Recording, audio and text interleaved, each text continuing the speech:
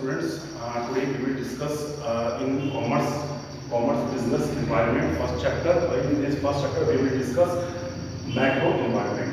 Okay. So I already discussed you that there are two environment, micro and macro. Micro environment में आते आपके which directly affect the business. Okay. उसके अंदर दो factor दो आते हैं, एक आता है इंटरनल और एक आता है external. Okay, internal I already discussed, external I discussed.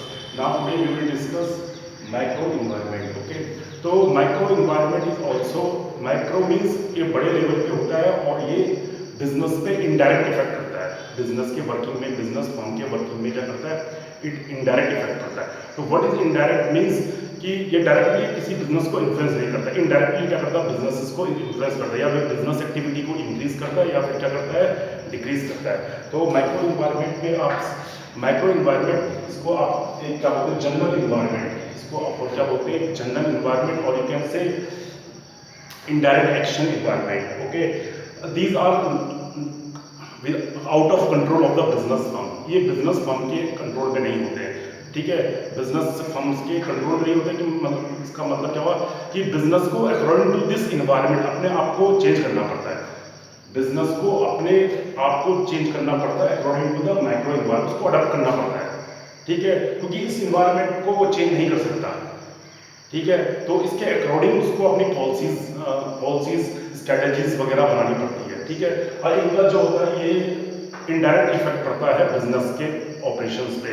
Business operation या फिर इंक्रीज होंगे या फिर क्या होंगे, डिक्रीज होंगे. ठीक है, तो इसीलिए इस इन्वायरमेंट को it is outside the business और इसका इनडायरेक्ट इम्पैक्ट पड़ता है.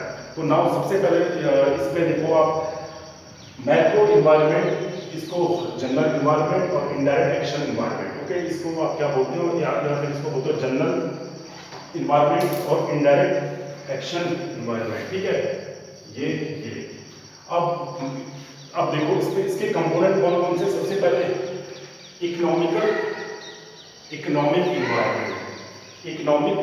इन्वायरमेंट. तो what is the meaning of economic. Economic is related to the, ठीक है, डिस्ट्रीब्यूशन ऑफ वेल्थ. ठीक है, किससे रिलेटेड होता है, डिस्ट्रीब्यूशन ऑफ वेल्थ. ठीक है, मतलब जो क्या कहते हैं, डिस्ट्रीब्यूशन ऑफ वेल्थ की जो मनी की जो सप्लाई है, मनी से रिलेटेड, मतलब economic means it is related to the money. और मनी से रिलेटेड जो भी पॉलिसीज आती है वो इकोनॉमिक इन्वायरमेंट में आती है. ठीक है, अब इकोनॉमिक इन्वायरमेंट के अंदर कौन से आते हैं, what is the nature of economic system. ठीक है, structure and autonomy of economy, organisation and development of the capital market. की कैपिटल मार्केट कितना ऑर्गेनाइज्ड है, कि शेयर स्टॉक एक्सचेंज क्या कहते हैं, शेयर जो स्टॉक एक्सचेंज है वो कितने डेवलप है. ठीक है, कंपनी के अपने मैक्सिमम जो कंपनीज है वहाँ वो अपने शेयर्स को स्टॉक एक्सचेंज में लिस्टेड करती है. तो इससे ऑर्गेनाइज्ड स्टॉक एक्सचेंज किस तरीके से वहाँ वर्क करता है, तो उससे रिलेटेड जो भी आता है इकोनॉमिक इन्वायरमेंट में आता है. इस इकोनॉमिक इन्वायरमेंट में मॉनेटरी पॉलिसीज, गवर्नमेंट की क्या मॉनेटरी पॉलिसीज हैं. ठीक है, और इकोनॉमिक, ठीक है, what is the national income, ये सारी चीजें क्या आती है इकोनॉमिक इन्वायरमेंट में आती है. इसमें आती है इकोनॉमिक इन्वायरमेंट में. ठीक है, तो उसका इकोनॉमिक इन्वायरमेंट पहला कंपोनेंट है economic environment. It is related to the distribution of wealth and goods and services. मतलब वेल्थ के डिस्ट्रीब्यूशन से और गुड्स एंड सर्विसेज के डिस्ट्रीब्यूशन से. ओके, नाउ सी नेक्स्ट है आपका सोशल इन्वायरमेंट. नेक्स्ट है आपका सोशल इन्वायरमेंट. अब सोशल इन्वायरमेंट में जो आता है कि सोशल इन्वायरमेंट, सोशल मींस कि आपकी जो सोसाइटी है. ठीक है, तो इसमें आता है social environment consist of social and cultural forces. कि आपकी जो सोशल और कल्चरल वैल्यूज क्या है, सोशल एंड कल्चरल वैल्यूज. ठीक है, जैसे विच इन विच द बिजनेस ऑपरेट. तो सोशल इन्वायरमेंट है, आप कौन कौन से होते हैं बच्चे सोशल इन्वायरमेंट में. आता है आपका डेमोग्राफिक ट्रेंड. सबसे पहले आता है डेमोग्राफिक ट्रेंड. तो what is the meaning of demographic, की distribution, size of population. Size of population में आता है कि how much males, how much females, how much childrens, how much adults. ये सारे के सारे किसमें आते हैं, how much person who are in the senior citizens. This is a demographic trend. This is a demographic trend. तो उसको देखना पड़ता है बिजनेस को कि आपका जो ये सोशल इन्वायरमेंट के इन्वायरमेंट में डेमोग्राफिक ट्रेंड की, डेमोग्राफिक ट्रेंड मीन्स कि size of population, size of population, ठीक है। तो उसमें आपको ये देखना होगा उसके, ठीक है, कि what is the difference between the ratio of males and female, ठीक है। ये सारी चीजें किसमें आती हैं, सोशल इन्वायरमेंट में, ठीक है। तो इसको बिजनेस को देखना पड़ता है, उसके अकॉर्डिंग उसको अपने क्या कहते हैं जो भी बिजनेस पॉलिसीज हैं वो बनानी होती है, ठीक है, कि उसको अगर ही इज मेकिंग, क्योंकि कोई भी बिजनेसमैन कोई भी बिजनेस होता है उसका एक टारगेटेड कस्टमर होता है। कौन सा क्या होता है उसका, एक टारगेटेड कस्टमर। टारगेट मीन्स कि जैसे कि बहुत सारे बिजनेस सिर्फ बच्चों के टॉयज बनाते हैं, तो जो बिजनेसमैन क्या होगा उसका टारगेट क्या है, स्मॉल चिल्ड्रंस, ठीक है। कुछ एडल्ट्स के प्रोडक्ट बनाते हैं, कुछ ओल्ड एज, तो उसी वो क्या होता है, डेमोग्राफिक ट्रेंड होता है कि उसमें चेक करते हैं कि मेल फीमेल हाउ मच, ठीक है, आपका प्रोडक्ट किससे रिलेटेड है, कौन से मार्केट सेगमेंट को, कौन से मार्केट आपका कौन सा मार्केट सेगमेंट है, ये सारी चीज़ें किसमें आती हैं, आपकी सोशल इन्वायरमेंट में, ठीक है। उसके बाद है सोशल एटीट्यूड, लोगों का एटीट्यूड क्या है, ठीक है। कंस्टेंट ट्रेडिशंस, कि ट्रेडिशन क्या है, कल्चर क्या है, ये सारे के सारे देखना पड़ता है। अकॉर्डिंग टू कल्चर आपको प्रोडक्ट को क्या करना पड़ता है, बनाना पड़ता है। According to the culture there will be a demand for the product, कि कौन से कल्चर के लोग हैं, किस चीज़ को ज़्यादा पसंद करते हैं वहाँ के लोग, उसके according you have to take the decisions, okay. उसके बाद आता है ये सोशल इन्वायरमेंट में ये चेक होता है, ठीक है। तो उसमें और चीज़ें आती है, फैमिली, ठीक है, एजुकेशन लेवल, कि लोगों का लोग कितने पढ़े लिखे हैं, ये भी इसमें आता है। Their persons, maximum person are literate, या फिर लिटरेसी रेट ज़्यादा है, लिटरेसी रेट ही चेक करना पड़ता है। तो अकॉर्डिंग टू दिस आप अपनी पॉलिसीज बनाते हैं, ठीक है। तो उसके बाद आता है आपका सोशल इन्वायरमेंट। नेक्स्ट है आपका टेक्नोलॉजिकल इन्वायरमेंट। ये टेक्नोलॉजिकल इन्वायरमेंट में क्या होता है कि technological environment refers to the state of science and technology in the country, ठीक है। आपकी कंट्री में साइंस और टेक्नोलॉजी का डेवलपमेंट कितना अधिक हो रहा है, ठीक है। तो उस चीज़ को क्या बोलते हैं, टेक्नोलॉजिकल इन्वायरमेंट, ठीक है। तो technological environment depend upon the several factors such as speed of invention, innovation among the people, application of new technology, legal protection, intellectual property right, access to the foreign technology. तो ये सारी की सारी क्या आती है टेक्नोलॉजिकल इन्वायरमेंट में। Technological environment refers, ठीक है। तो टेक्नोलॉजिकल इन्वायरमेंट आज की डेट में तो बहुत इंपॉर्टेंट, बिकॉज क्या हो रहा है कि रोज आपको नई नई क्या हो रही है, टेक्नोलॉजी आ रही है, उसके अकॉर्डिंग आपको अपडेट होना पड़ता है। क्या होना पड़ता है, अपडेट, कि टेक्नोलॉजी में रिसेंटली क्या आ रहा है, इतना अधिक चेंज आ रहा है कि जो आपका प्रोडक्ट आज जो मार्केट में है वो कल आपका प्रोडक्ट, आज आपने प्रोडक्ट में मार्केट प्रोडक्ट लॉन्च किया, 10 दिन के बाद वो अपडेटेड हो जाएगा। तो उसको आपको क्या करना पड़ेगा, अपडेट करना पड़ेगा according to the need of the customer. So आपको टेक्नोलॉजिकल इन्वायरमेंट के बारे में आपको अपडेट रहना पड़ेगा, लोगों को भी देखना पड़ेगा कि वो कितना अपडेट है, उसके अकॉर्डिंग आपको क्या करना पड़ेगा अपना, ठीक है, policies you have to make. उसके बाद है पॉलिटिकल इन्वायरमेंट। आप देखो political environment is related to the political structure, कि किस तरीके से हमारे वहाँ पॉलिटिकल स्ट्रक्चर है, ठीक है। कि पॉलिटिक्स का बहुत ज़्यादा पॉलिटिकल इन्वायरमेंट, मतलब गवर्नमेंट जो किस पॉलिटिकल पार्टी की गवर्नमेंट है वो कितना इन्फ्लुएंस करते हैं हमारे बिजनेस को, वो सारी चीज़ें क्या करती हैं पॉलिटिकल इन्वायरमेंट में आती हैं। देखो political environment is a political system, constitutional framework, ठीक है, political philosophy and stability of the government, की गवर्नमेंट कितनी स्टेबल है, स्टेबिलिटी ऑफ द गवर्नमेंट की रोजाना हर साल ऐसा नहीं कि हर दूसरे साल हर एक साल क्या होता है गवर्नमेंट चेंज हो रही है, ठीक है। गवर्नमेंट अगर पॉलिटिकली स्टेबल है, ठीक है, 5 इयर्स तक गवर्नमेंट चलती है, तो उस कंडीशन में क्या होगा, बिजनेस कंडीशंस क्या रहती हैं उसकी अच्छी रहती हैं। अगर पॉलिटिकल डिस्टर्बेंस है तो बिजनेस में जो शेयर मार्केट होगा वो भी फॉल होगा, बिजनेस एक्टिविटी भी क्या होगी, लेस होगी, ठीक है। तो ये सारी की सारी क्या आती है पॉलिटिकल इन्वायरमेंट में, ठीक है। Political philosophy, political process, degree of political and the business issues. उसके बाद फॉरेन पॉलिसी क्या है आपकी, ठीक है, relation with the country with other countries, एक कंट्री का दूसरी कंट्री से क्या कैसा रिलेशनशिप है। जैसे कि आपने आजकल देखा होगा कि हमारा चाइना के साथ क्या चल रहा है, बहुत मतलब क्या कहते हैं वार जैसी कंडीशंस लग रही हैं, ठीक है। तो उससे क्या हो रहा है कि जो बिजनेस में बहुत ज़्यादा इफेक्ट पड़ रहा है, बहुत ज़्यादा क्या हो रहा है बिजनेस एक्टिविटी में, क्योंकि मैक्सिमम जो हमारी कंट्री का जो सोर्सेज हैं वो सारे के सारे क्या होते हैं, उस तरफ इन्फ्लुएंस हो जाते हैं। ठीक है, उस कंडीशन में क्या होता है कि क्या कहते हैं, लोग डरते हैं मार्केट में पैसा लगाने में, और क्या होता है कि बिजनेस एक्टिविटी क्या होती है, कम होती है। मैक्सिमम जो प्रोडक्शन होता है वो आर्मी रिलेटेड प्रोडक्ट्स गुड्स का प्रोडक्शन होता है। तो उस कंडीशन में क्या होता है, मार्केट में क्या होती है, देयर इज अ अनसर्टेनिटी।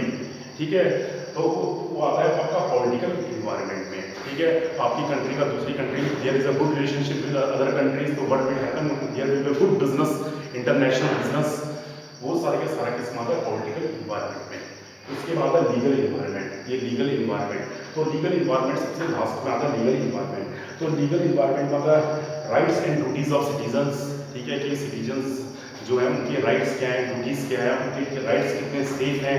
ठीक है, उसके बाद law and law of promotions. ठीक है, हमारे जो लॉज हैं वो किस तरीके से वर्क करते हैं, flexibility and adaptability of the laws, जो judicial system of the country and judicial decisions.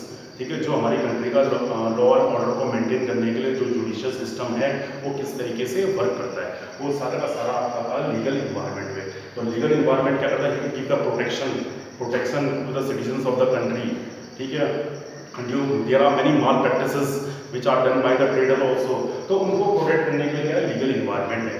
क्या है, उनको प्रोटेक्ट करने के लिए आपके पास क्या है, लीगल इन्वायरमेंट है। तो these all are the component of the micro environment. Economic environment, social distribution of goods and services and wealth, social environment, cultures, values, technological environment, political environment और legal environment. Got it? तो ये सारा का सारा किसमें आता है, economic उसमें माइक्रो इन्वायरमेंट में। Now next SWOT, SWOT, SWOT analysis. S stand for strength, weakness, opportunity and threats. ठीक है, तो ये हर बिजनेस को अपना इसको SWOT SWOT एनालिसिस को करना पड़ता है। तो इस SWOT एनालिसिस का मतलब क्या होता है कि strength, S stand for strength, W stand for weakness, O stand for opportunity and T stand for threat. Strength, और हर किसी बिजनेस फर्म को, हर कंपनी को अपना इसका एनालिसिस SWOT SWOT एनालिसिस को करना पड़ता है। Strength, weakness, opportunity and threat, ये सारी चीजों को चेक करना पड़ता है। स्ट्रेंथ, सबसे पहले स्ट्रेंथ। तो स्ट्रेंथ क्या है बच्चे, strength is an inherited capability of the country which it can use to gain strategic advantages. इससे क्या मिलता है, स्ट्रेंथ को हर बिजनेस को अपनी स्ट्रेंथ दिखनी पड़ती है। कि स्ट्रेंथ मीन्स कि सपोज कोई बिजनेस फाइनेंशियली स्ट्रॉन्ग है, उसका फाइनेंशियल सोर्सेज बहुत सारा है, तो it is a strength of that company कि वो अपने बिजनेस को क्या कर सकता है, एक्सपेंड कर सकता है। क्या कर सकता है, अपने बिजनेस को जितना अधिक क्या कर सकता है, अपने लेवल ऑफ एक्टिविटीज को क्या कर सकता है, इंक्रीज कर सकता है। तो ये क्या है, उसकी स्ट्रेंथ है। ये क्या है, उसकी स्ट्रेंथ, ये उसके पास फाइनेंशियल सोर्सेज बहुत सारे क्या है, मतलब उसको इजीली क्या होता है, कैपिटल मार्केट से पैसा मिल सकता है। तो वो क्या है, उसकी स्ट्रेंथ है। इट मीन्स वो कोई भी नई बिजनेस एक्टिविटी कर सकता है, कोई भी अपने बिजनेस को क्या कर सकता है, वो ऑपरेशन को क्या कर सकता है, बढ़ा सकता है। ठीक है, तो एस, ठीक है, तो कंट्री, ठीक है, तो उसके जैसे कि strength, this is the strength, first word. Second है वीकनेस का मतलब क्या होता है कि इसको भी चेक करना पड़ता है हर बिजनेस को कि उनकी क्या वीकनेस है। अपनी वीकनेस को भी उसको मालूम होनी चाहिए कि उसके पास अगर suppose business firm not having the sufficient financial, उसके पास फाइनेंशियल रिसोर्सेज सफिशिएंट नहीं है, तो उसको अपनी वीकनेस है कि वो कैपिटल से कि वो अपने बिजनेस को क्या नहीं कर सकता, इंक्रीज नहीं कर सकता है। क्या नहीं कर सकता, अपने बिजनेस को इंक्रीज, बिजनेस एक्टिविटी, क्योंकि उसके पास उसकी वीकनेस क्या है कि उसके पास सफिशिएंट फाइनेंशियल रिसोर्सेज नहीं है, पैसों की क्या है, लेस कैपिटल है और उसके सोर्सेज भी क्या है, लिमिटेड है। तो वो क्या है, उसकी अगर उसको ये मालूम है कि उसकी वीकनेस के बारे में मालूम, तो वीकनेस क्या होता है, उसको पहले से उसको क्या करेगा, सिग्नल दे देगा, अलार्मिंग अर्ली वार्निंग सिग्नल कि दीज आर द वीकनेस। ठीक है, तो वीकनेस इज इनहेरिटेड लिमिटेशन और constant of the company which creates strategies disadvantages. ठीक है, absolute technology is a weakness of some companies, shortage of fund in other example of the weakness. ठीक है, कि जैसे कि आपके पास शॉर्टेज ऑफ फंड है, तो दिस इज अ वीकनेस कि आप आउटडेटेड टेक्निक का यूज करते हो, दीज आर द वीकनेस। उसके बाद अपॉर्चुनिटीज, कि हर बिजनेस को अपनी अपॉर्चुनिटीज को चेक करना पड़ता है कि उसके पास नया capital market, new scope of working कौन कौन से हैं, ठीक है। तो an opportunity is a favourable conditions in the company external environment which enables to strength position, economic liberalization and globalization offer opportunities to a company which want to enter in the banking, insurance, ठीक है। तो ये opportunities का मतलब क्या होता है कि हर बिजनेस को अपनी अपॉर्चुनिटीज को चेक करना पड़ता है। गवर्नमेंट ने नया रूल आ गया, ग्लोबलाइजेशन आ गया, तो ग्लोबलाइजेशन से क्या हुआ कि नई नई बिजनेस क्या कर रहे हैं, they are doing the business of banking, insurance sector उनके लिए ओपन हो गए। तो ओपन हो गए तो it means these are the opportunities, ठीक है। तो वो अपॉर्चुनिटीज को चेक करता है गवर्नमेंट पॉलिसीज क्या बना रही है, फ्यूचर में गवर्नमेंट, आने वाली गवर्नमेंट फ्यूचर में क्या पॉलिसीज बनाएगी, वो क्या है, उन अपॉर्चुनिटीज को चेक करना। तो अगर उसको अपनी अपॉर्चुनिटीज मालूम है तो अपॉर्चुनिटीज क्या होती है, उसको एडवांटेजेस प्रोवाइड करती है, ठीक है। उसके बाद लास्ट में आता है थ्रेड्स। Threads are threats. तो a threat is unfavourable conditions in the company external environment, ये अनफेवरेबल कंडीशंस होती है एक्सटर्नल इन्वायरमेंट में, ठीक है, which causes damage to a risk और इट्स पोजीशंस, ठीक है। तो एक्सटर्नल इन्वायरमेंट में थ्रेड्स मतलब कंपटीटर, आपका जो कंपटीटर है वो कंपटीटर आपको क्या करता है, थ्रेड्स आपको चेक करना पड़ता है कि आपकी थ्रेड्स, आपके कंपटीटर कितने हैं जो आपके सिंगल प्रोडक्ट का क्या करते हैं, आपके सिंगल प्रोडक्ट से कॉम्पिटिटिव करते हैं। तो दीज आर द, उनको भी आपको विच जो आपको loss, which can create the loss to your business, जो आपके बिजनेस को क्या कर सकते हैं, लॉस, मतलब आपके बिजनेस में लॉस आ सकते हैं। तो वो जैसे कंपटीटर हो गया आपको, तो आपको देखना पड़ता है अपने कंपटीटर को कि आपका कंपटीटर क्या कर रहा है। अपने कंपटीटर के अकॉर्डिंग आपको भी अपने क्या करना पड़ता है, उसके अकॉर्डिंग आपको क्या करना पड़ेगा, अपनी पॉलिसीज वगैरह को सेट करना पड़ेगा, तभी आप अपने कंपटीटर से क्या कर सकते हो, कंपीट कर सकते हो और मार्केट में क्या कर सकते हो, स्टैंड कर सकते हो, ठीक है। तो thread is unfavourable conditions in the market in the external environment, okay. तो ये SWOT एनालिसिस आप इसको डिटेल में अपनी बुक में पढ़ लेना, और तब मैं ये माइक्रो एनवायरनमेंट इनको आप अपनी स्टडी डीपली स्टडी कर देना।